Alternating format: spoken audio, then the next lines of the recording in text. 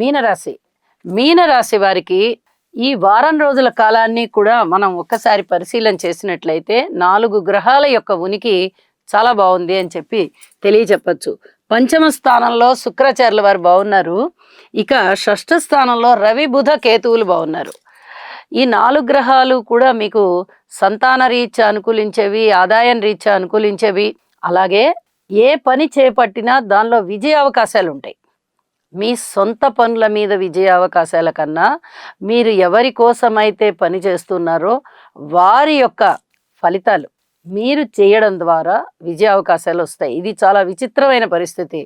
ఏమండి, మా పరిస్థితులు మాకు అనుకూలంగా ఉండవా? ఎవరికో మేము ఏదైనా సహాయం చేసినా, లేకపోతే ఏదైనా మాట సహాయం చేసినా, ఏదైనా పని చేసి పెట్టినా వాళ్ళకి బాగుండడం ఏంటండి అంటారు. ఇక్కడ అలాంటి పరిస్థితే వస్తుంది.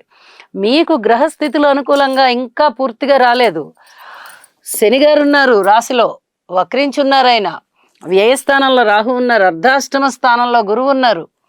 ఈ 3 చాలా వ్యతిరేకంగా కనిపిస్తూ ఉన్నాయి. మీకు పరిస్థితులు అంతగా అనుకూలత లేకుండా ఉండేందుకు కనిపిస్తూ ఉన్నాయి.